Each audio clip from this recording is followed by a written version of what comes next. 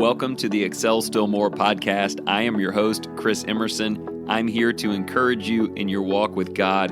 Thank you for joining in. Today's podcast is sponsored by a wonderful company, Creation to Revelation. This group of Christians believe it is extremely important that we teach the Word of God to our kids. They have original graphic illustrations from the beginning of the Bible to the end, featuring the beautiful and consistent presence of Jesus throughout. You can explore all of that at creationtorevelation.com. I'm so thankful you're here, so let's get started. Hey, welcome back. Thanks for listening in. I think I may be a little bit more excited about today's content than usual, and there are a few reasons for that. First of all, this idea, take the stairs, this piece of imagery and its implications are pretty new for me, and I've really enjoyed experimenting with it in my own life over the last 2 weeks, and I want to share some of that with you today. Also, this is an idea that Luke, my son, and I have worked on together. Actually, I didn't even know that he was listening to this audiobook. It's called Take the Stairs, a book written by Rory Vaden, and someone got him on that, and he started listening to it. And then around that time, Luke was asked to preach a sermon, so he built an entire lesson around it, introduced it to me, and we worked out some of the details of that lesson together, and I really think he did a great job with it. But it sparked my interest, and I started listening to the book, and it's making for some really cool conversations between he and I. And then the last reason, I guess, I'm extra excited is because there are two unique applications that I would like to make. And in order to do that properly, we are going to have a two-parter. I don't think I've ever done that before.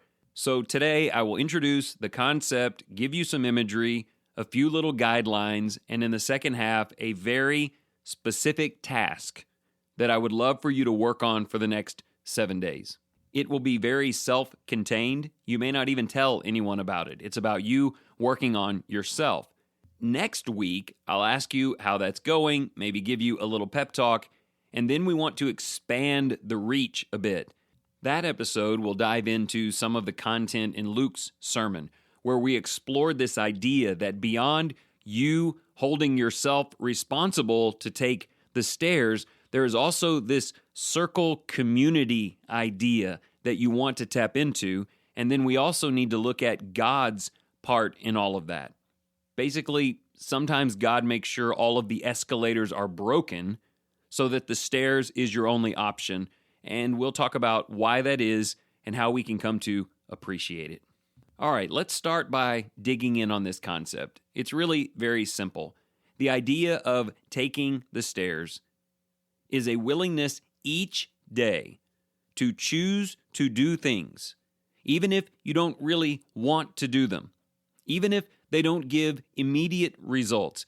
Choose to do hard things, important things that contribute to who you want to become. It doesn't really matter what category you're studying, from fitness to faith. High achievers do the little things. They do the little habitual daily things that most people don't want to do. They may not even want to do it, but they do it anyway because it gets them to where they want to go. They do things that they don't even feel like doing in order to accomplish things that they feel are important to them. Most people would look at them and say, those little steps don't matter, they don't amount to anything, but they do. Everything big in life is the accumulation of a lot of little things. And each little intentional step contributes to your identity about who you are and how you are using each and every day as a blessing from God, as an opportunity to do the right thing that can take you to amazing places. In that way, even something as simple as a small set of stairs can be a big part of who you are becoming. Let me frame all of that in a very simple scenario that has proven to be useful to me. Imagine you are at the airport. You have a plane to catch at some point. You have a lot of things on your mind. You've just cleared security, and for the third time in a row, they have inspected your baggage over on the side. You have just finally put your shoes back on and you're headed to the gate, and there in front of you is an escalator on the left and a set of stairs on the right.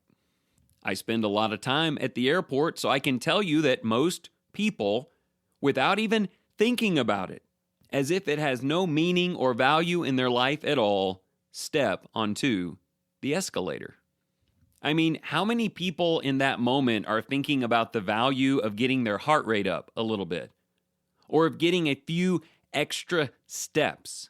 Almost no one is thinking about that. If anything, they appreciate a shortcut, an easier way, a method to get where they want to go that requires no effort. In our culture, I'm convinced we are addicted to ease and comfort. And I want you to hear what I'm saying, because it's not about 10 seconds on an escalator. It's about me being the kind of person who is always looking for the easy way, who isn't giving any thought to a need for even the smallest bit of exercise. And while you might be thinking, Chris, it's a few stairs at the airport, if that is the kind of person that I am, how many other opportunities am I passing right by? How many chances were there to be more active, to take care of myself, but I just took the easy road? And if I had been the kind of person who was attentive to such a thing, would I be in better shape today? Or would it have triggered more activity that could have really made a difference? And look, that difference is physical in this example. I mean, stairs and walking and heart rate, that's all about taking care of your body, about your health. And as we go through these next 2 episodes, you may find a lot of things you can work on, small daily choices that contribute to better health. But remember this, the stairs is a figure, and so the application goes far beyond that. Before I start getting into that with you, I want to give you 3 words. However you intend to use this imagery and whatever begins to change in your life, these 3 words are going to be a significant part of it. Here's an acronym to help you remember them. M.I.D. M.I.D. Yes, that is officially the worst and most useless acronym in the history of the world, but maybe even one person this week will be able to remember the words when they say M.I.D. Here they are: mindfulness, intentionality, and direction. If you want to be the kind of person that makes good use of every day, a person who sees opportunity in even the smallest of instances, even in things you don't want to do, you're going to need these 3 qualities. Let me define each one and give you an example of each. The first one is mindfulness, keeping fresh on your mind things that you are working on and things that are important to you today. I mean, how many people do you think take the escalator because it never even occurs to them that the stairs is an opportunity? Probably most. And you say, well, maybe they don't care about that stuff. Okay, let me ask you this. How many people on the escalator wish that they weighed 10 pounds less? Wish that their knees didn't hurt so much every time they got out of a chair? Quite a lot of them. But most of them are not mindful about what they can do to help. And so they pass up countless opportunities because they weren't even thinking about it. Step 1 for you in whatever you're choosing to do is to keep it fresh on your mind. Think about it, journal about it, pray about it. Let me give you an example from my life. I drive too fast. No doubt about it, it's a personal problem. If you asked me what I should do on Interstate 20, I could tell you right now what I should do, and usually I drive all the way here to the office and never think once about what I should be doing. But today, on the way in, I was prepping for this episode, thinking it through. And so immediately I thought, I am mindful of the fact that I need to stop driving so fast. So as soon as I got on the interstate, I was thinking about it. Chris, this is something we need to do better. And just that simple sentence that I stated to myself made the difference on that entire drive. So number 1, whatever you want to improve upon, keep it on your mind. You'll be surprised how many stairs there are in front of you if you're looking for them. Okay, second thing is intentionality. And basically, this means doing something about it. If I'm driving to work and I'm thinking, this is a perfect opportunity to get that speed thing under control, and then I just blaze my trail all the way down the interstate, I guess you could say I would be the kind of person who lies to himself. I said it mattered, but I guess it doesn't. I don't want to be that kind of person. So I intentionally did something. I set the cruise control at a certain speed, and I kept it there until the exit. Intentionality is where you take those thoughts and you put them into action. Intentionality is where you see those stairs that you've walked past for the last month, and this time it's on your mind to take them, and you do.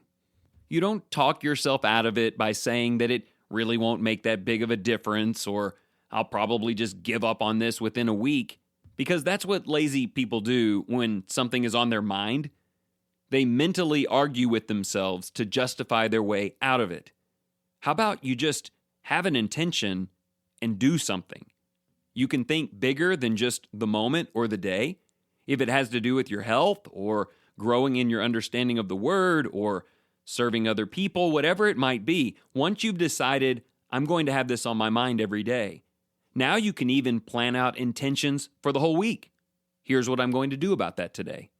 I happen to know there's a place in my week. I would have easily ignored it before, but I know exactly when I have a chance to do something, and I'm going to do it. The truth is, mindfulness without intentionality is kind of torture. You're sitting there knowing the right thing to do, but you won't do it. Before long, you'll just shut down the mindfulness and be back at square one. Don't do that. Take the stairs. All right, so the third word is direction. That's where you get to look down the stream of time and envision where this might lead you. If I took these stairs every day, and at home at night while I'm watching my favorite show, I walked on the treadmill, if I just took these opportunities each day, there's a chance that by next January, when the family and I go on this trip, that I might be able to hike some of those trails that I couldn't before. When we talk about direction, we mean that we're headed somewhere.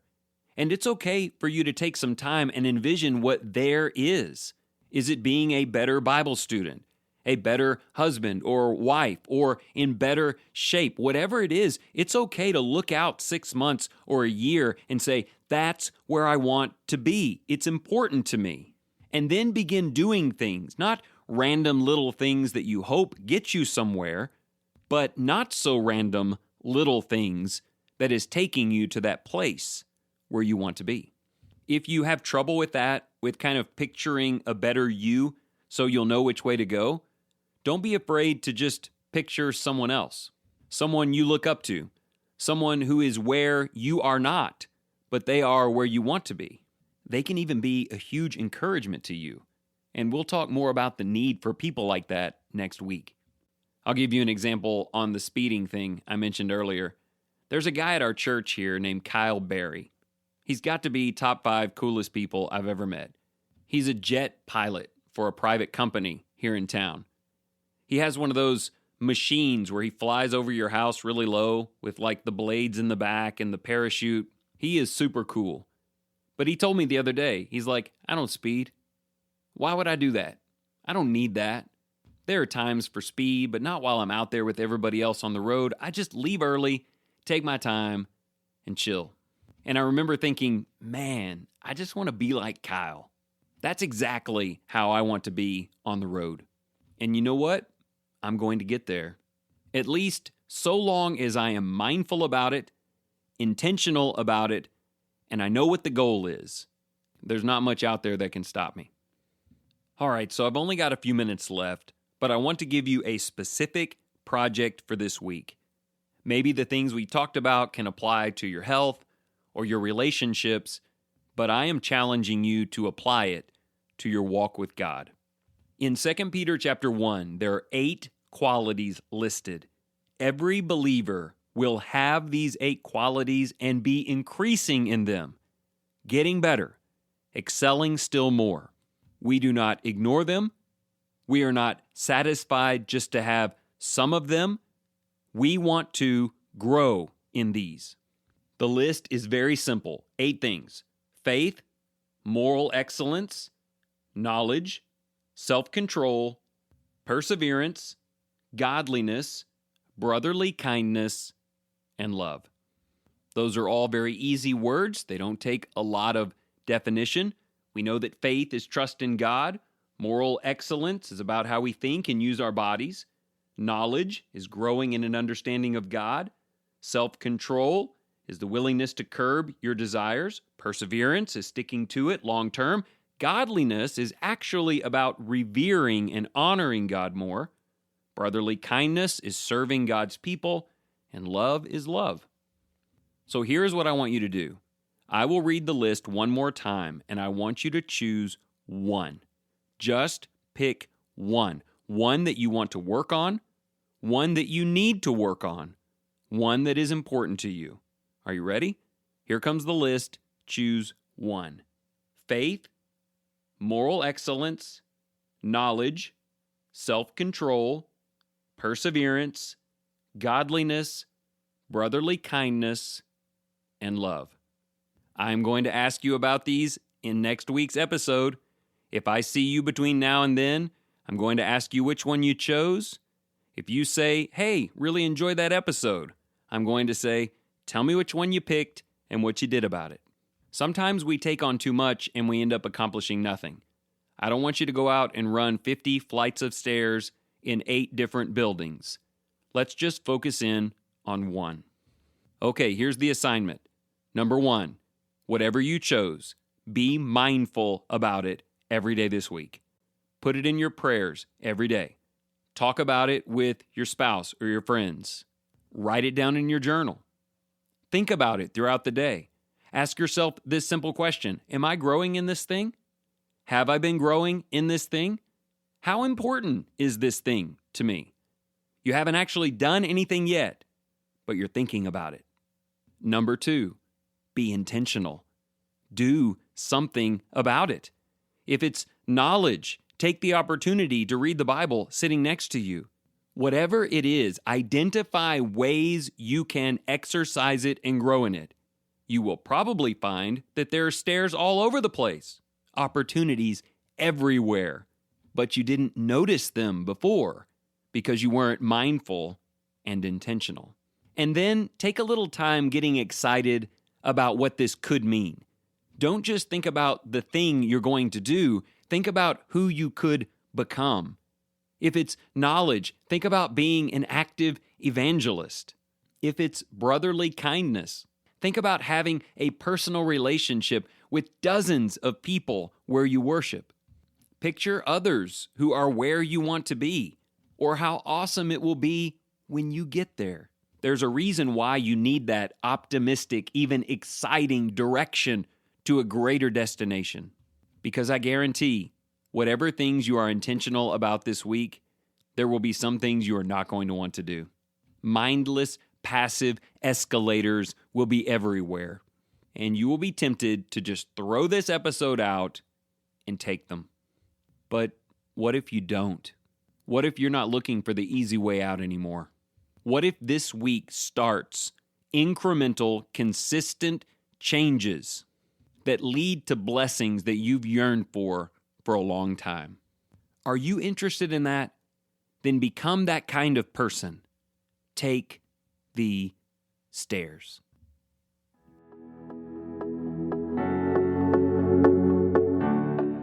Thank you so much for joining in today. If you enjoyed this program, consider sharing it with your family and your friends.